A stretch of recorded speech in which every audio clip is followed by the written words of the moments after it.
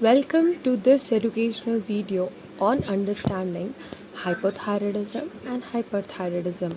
Let's begin with the basics of thyroid function. Thyroid is a butterfly shaped organ located in the neck in the front of trachea. It consists of two lobes, the right and the left, connected by a small bridge of tissue called the isthmus. The thyroid gland produces two main hormones, that is T3 or triiodothyronine and T4, that is thyroxine. The third hormone, that is calcitonin, helps the calcium to enter into the bone. These hormones play a vital role in the body's metabolism.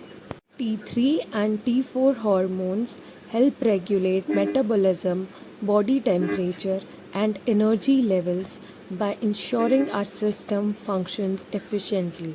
It also helps in growth and development of the body. Let's come to that part that how it is regulated in our body. The brain regulates thyroid function by using two messengers, that is TRH from the hypothalamus and the TSH from the pituitary gland. These hormones ensure the thyroid stays balanced.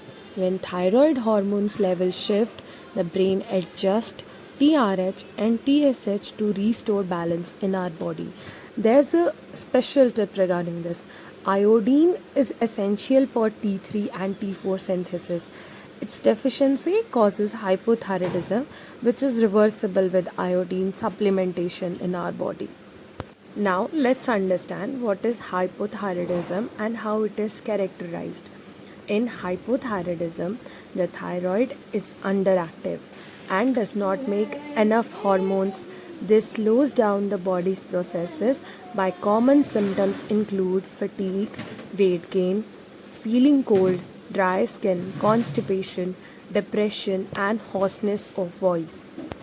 Let's understand that how it is caused in our body. But there are numerous ways. That is, first is autoimmune diseases like Hashimoto disease, surgical removal of the thyroid cancer, thyroid nodules or the Graves diseases, radiation treatment, congenital problem, thyroiditis. Certain medication can cause hypothyroidism, abnormal iodine levels, pituitary gland damage, and rare diseases.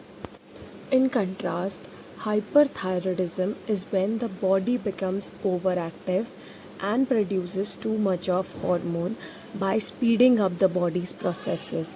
It is characterized by the symptoms may include weight loss, rapid heartbeat, feeling hot, anxiety, sweating, tremors.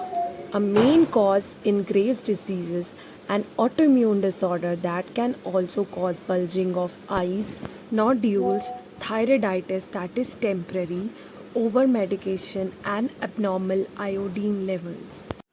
There are many complications like myxedema, menstrual disturbances, nervous system complication, psychiatric complication, renal complication, infertility, goiter due to iodine insufficiency, and cardiovascular disease. And majorly, there are different nursing considerations for that. For myxedema coma, nursing considerations are as follows: for continuous monitoring of the vital signs, temperature regulation using warming blankets, monitoring airway, respiratory status, administration of the medication as prescribed, monitor mental status changes, monitor cardiac rhythm, and provide emotional support to family. Thyroid disorders are diagnosed through blood tests. Hypothyroidism is indicated by high TSH and low T3 and T4 levels, while hyperthyroidism shows low TSH and high T3 and T4. Additional antibody test or scan may help identify the underlying causes. ECG shows different values for both the condition. For ECG in hypothyroidism, it shows sinus bradycardia, low voltage QRS, prolonged QT interval, flat inverted T wave, and first degree AV block. And for ECG in hyperthyroidism, it shows sinus tachycardia, atrial fibrillation, that is very common, PACVS and PVCS, shortened QT intervals, and ST depression and T wave changes. And for the treatment, in the medical terms, for the hypothyroidism, it is treated with levothyroxine, a synthetic T4 hormone that is taken daily, typically for life. It's most effective when taken in the morning on an empty stomach. On the other hand, for the medical treatment of hyperthyroidism, we will give anti-thyroid drugs, example methimazole, that is propylthiouracil, radioactive iodine to shrink the thyroid, surgery to remove the thyroid in some cases, beta blockers to control symptoms like a fast heartbeat.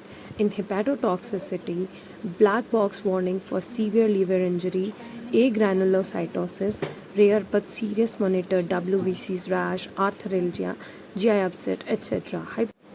Surgical management includes thyroidectomy. There are different operative managements like pre-operative, post-operative. Here is a special tip in which Lugol's iodine is given before the thyroidectomy, which reduces the vascularity, that is, it shrinks the thyroid and reduces bleeding during surgery. Hormone replacement therapy can also be given on the temporary basis. Thyroid storm risk can be reduced, that is, stabilize the hormones for the pre-op and given 7 to 10 days before the surgery of the patient. And different managements can be given for the pre-op, intra-op, post-op, discharge management. A mnemonic can be learned, that is CHIP for calcium low, H for the hemorrhage, and I for the infection, and P for the paralysis, in which we will check all the 3 levels of the patient.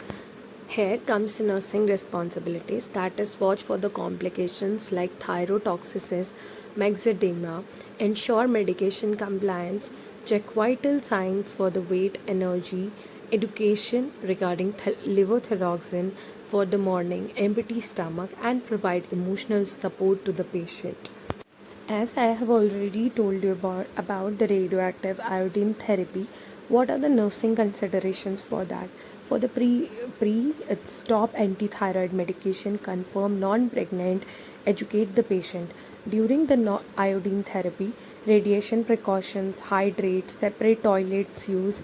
For the post, avoid close contact with the patient, no sharing of the items, monitor far for the hypothyroidism of the patient. And these were the important nursing interventions that should be given by the nurses for the patient with the radioactive iodine therapy. In summary, hyperthyroidism requires careful monitoring of the symptoms like weight loss, anxiety, heat tolerance, tachycardia, that is rapid heartbeat, medications for anti-thyroid, that is beta blockers, care in the cool room, eye protection, high calorie diet, educate the patient regarding avoiding of iodine, take medication consistently, and watch for hypothyroid signs for the patient.